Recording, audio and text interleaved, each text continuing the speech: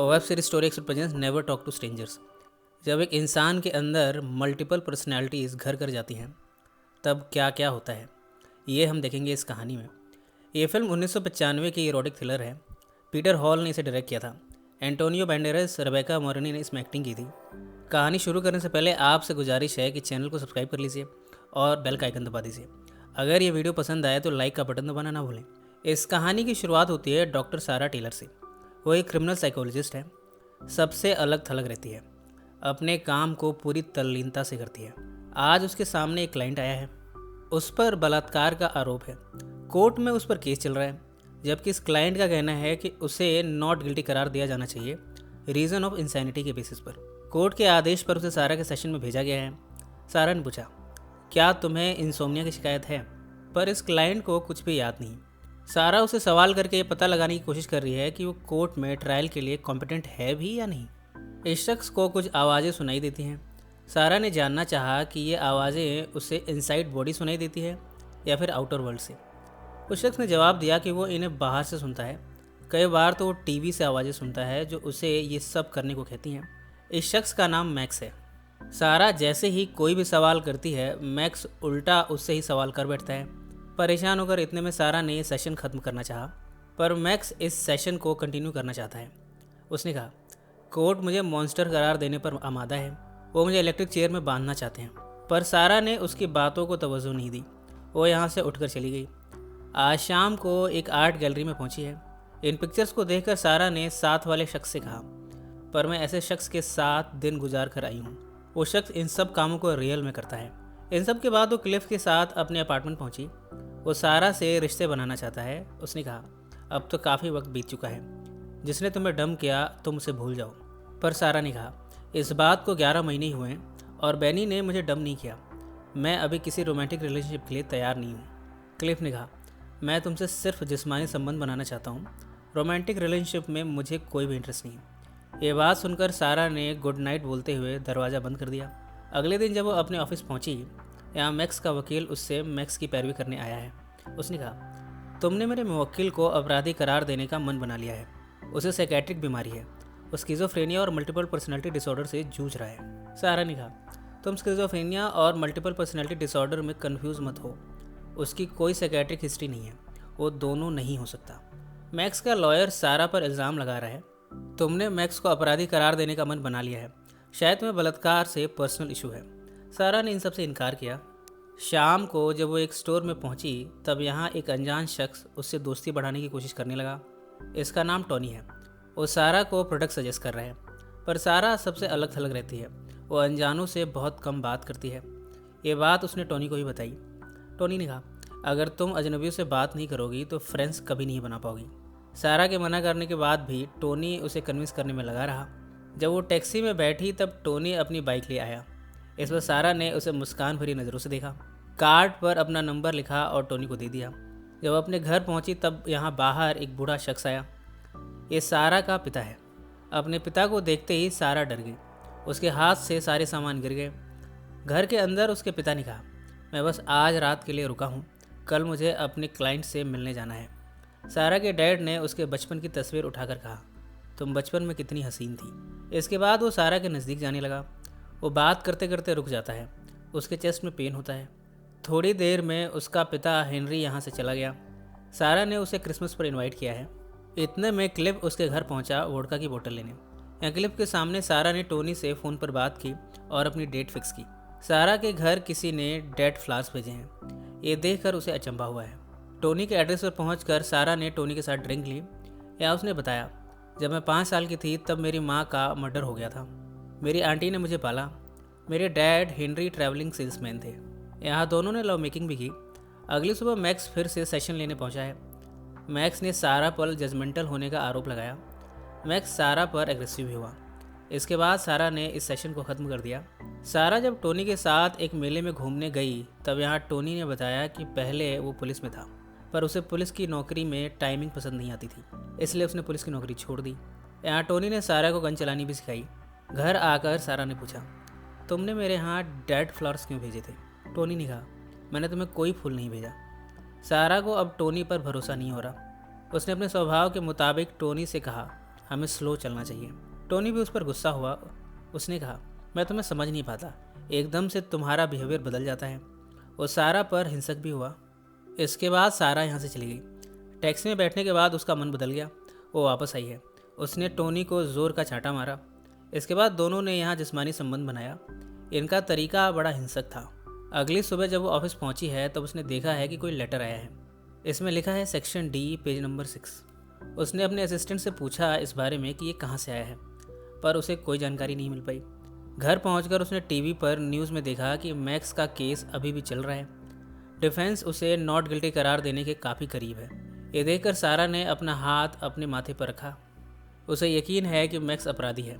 उसने अखबार में पढ़ा, क्लासिफाइड्स में लिखा है सेक्शन डी। उसने वो नोट खोला जो उसे ऑफिस में मिला था। इसमें सेक्शन डी पेज नंबर 6 लिखा है। उसने अखबार के सेक्शन डी में पेज नंबर 6 को पढ़ा। इसमें सारा के मरने की खबर लिखी है। पहले डेड फ्लावर्स का उसके घर आना और अब उसके मरने की सूचना अखबार में। ये कौन कर रहा है? उसे मैक्स पर शक हुआ है।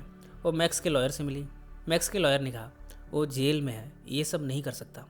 सारा ने बताया कि मैक्स ने उसे धमकाया था। उसने कहा था जो मेरी साइड नहीं होता वो मेरे खिलाफ होता है। और वैसे भी मैक्स के दोस्त तो बाहर ही हैं, उनमें से कोई भी ये सब कर सकता है। सारा ने आगे भी कहा तुमसे तुम्हारे क्लाइंट ने कहा है कि उसे मल्टीपल पर्सनैलिटी डिसऑर्डर है। जिस पेशेंट को ये बीमारी होती है उसे खुद भी पता नहीं होता कि उसे अंदर कोई बीमारी है भी, और अगर उसे बीमारी है तो हो सकता है कि उसकी दूसरी पर्सनैलिटी ये सब कर रही हो। किचन में जब वो खाना बना रही थी तब अचानक से उसके पॉट में आग लग गई। इस समय टोनी भी यहाँ साथ में था। उसने सारा की मदद की।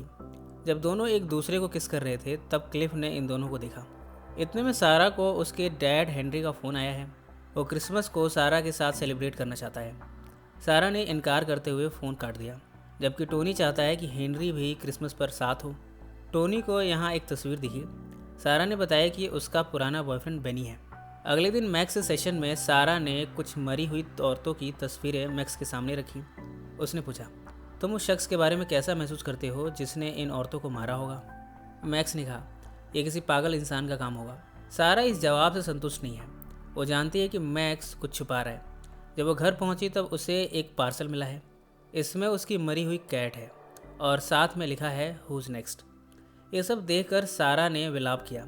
वो काफ़ी डिस्टर्ब हुई है ये सब देखकर। इसकी कंप्लेन करने वो पुलिस स्टेशन पहुंची है।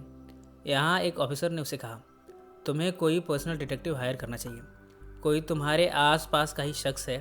डिटेक्टिव इस केस को सही तरीके से सुलझाएगा। उस ऑफिसर ने एक डिटेक्टिव का कार्ड भी दिया, जबकि सारा गुस्से में उस पर चिल्लाती जा रही थी। उसने कहा आखिर पुलिस को भी तो इसमें कुछ करना चाहिए। जब वो घर पहुंची तब टोनी उससे मिलने आया। सारा को अब समझ नहीं आ रहा कि ये सब कर कौन रहा है। उसे टोनी पर भी शक है। उसने टोनी को जाने को कहा, पर जब वो नहीं माना तब उसने क्लिफ से हेल्प लेकर उसे घर से खदेड़ने की कोशिश की। टोनी ने अपनी सफाई में कहा मेरा इन सब में कोई हाथ नहीं है, फिर भी अगर तुम चाहती हो तो मैं यहाँ से चला जाता हूँ। ये कहकर वो चला गया। सारा एक डिटेक्टिव से मिली है। डिटेक्टिव ने सारा से टोनी की डिटेल्स ली। इन सब के बाद सारा ने टोनी से मिलना जारी रखा। वो उससे प्यार करती है। उसे कभी तो टोनी पर शक होता है, पर अगले ही पल उसके अंदर का प्यार उमड़ पड़ता है और वो टोनी से जा मिलती है। पर इन सब में भी सारा ने उस डिटेक्टिव को टोनी के पीछे लगा दिया है। सारा ने डिटेक्टिव से फ़ोन पर कहा टोनी बोस्टन जा रहा है। डिटेक्टिव ने फ़ोन पर सारा को बताया टोनी ने एक लिकर शॉप पर $700 खर्चे हैं। इसके बाद डिटेक्टिव भी टोनी का पीछा करता हुआ एयरपोर्ट पहुंचा। डिटेक्टिव ने देखा कि टोनी बोस्टन की फ़्लाइट में बैठा तो ज़रूर, पर उतर कर न्यूयॉर्क वाली फ़्लाइट में बैठ गया। ये खबर डिटेक्टिव ने सारा को दी और फिर न्यूयॉर्क वाली फ़्लाइट में चला गया। फ़्लाइट से उतरने के बाद डिटेक्टिव ने देखा कि टोनी की एक वाइफ और बच्चा भी है। ये खबर उसने सारा को दी। कुछ समय बाद सारा को टोनी का वॉइसमेल आया। उसने कहा कि वो बोस्टन से वापस आ चुका है, उसे सारा से मिलना है। इस वॉइसमेल को सुनने के बाद सारा टोनी के रेसिडेंस पर पहुंचा।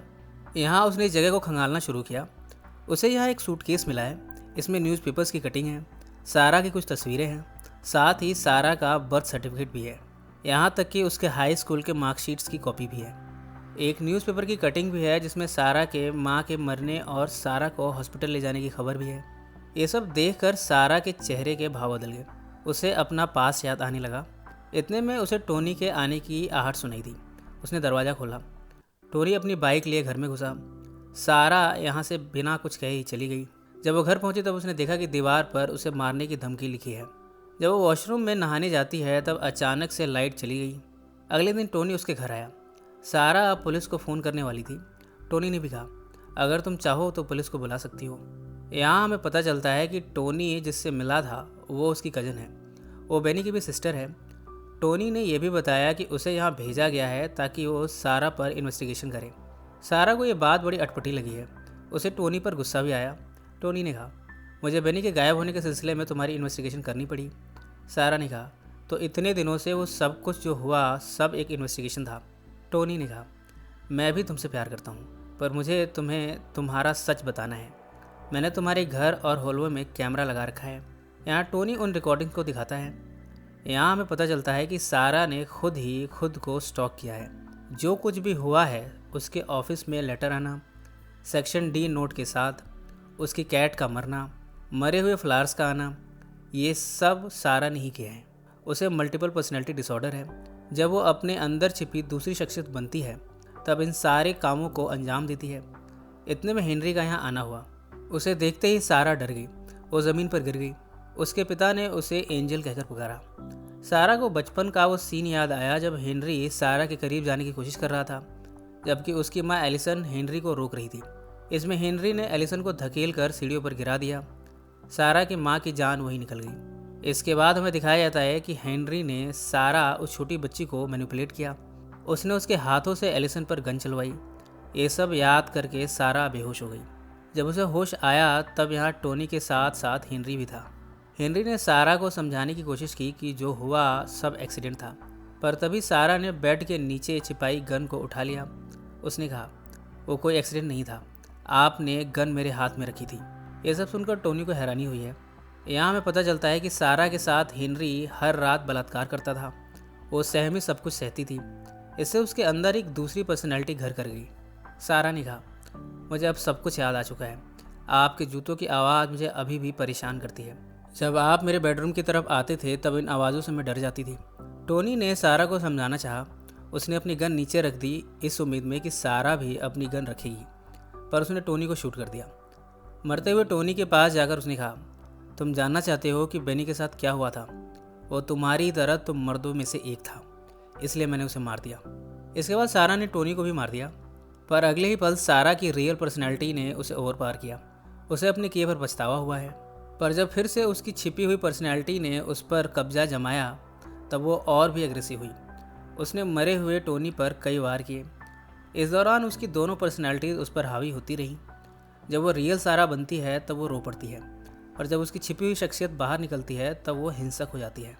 इतने में उसने गन उठाई और हेनरी को शूट करके मार दिया। इसके बाद सारा की दूसरी पर्सनैलिटी ने सारे सबूतों को मिटाना शुरू किया। उसने अपने आप से कहा, ये सब कुछ सेल्फ डिफेंस में हुआ है। असली सारा से जब पुलिस ने पूछताछ किया तब उसने कहा, टोनी ने मेरे पिता का मर्डर किया। इसके बाद उसने गन मेरी तरफ घुमाई। सेल्फ डिफेंस में मुझे पहली फायरिंग करनी पड़ी। उसके स्टेटमेंट को एक्सेप्ट कर लिया गया है। इन सब बातों को 6 महीने बीत चुके हैं। मैक्स को अपराधी करार देकर उसे सज़ा दी जा चुकी है, जबकि सारा अब क्लिफ के साथ रिश्ते में है। अंत के सीन में हमें वो क्लिफ के साथ क्रिमिनल साइकोलॉजी पर लेक्चर देने के लिए जाती हुई दिखी। इसी नोट पर यह फिल्म समाप्त हो गई। ये कहानी आपको कैसी लगी कमेंट्स में ज़रूर मेंशन करें। सो फ्रेंड्स, फिर मिलेंगे ज़िंदगी के किसी नए मोड़ पर।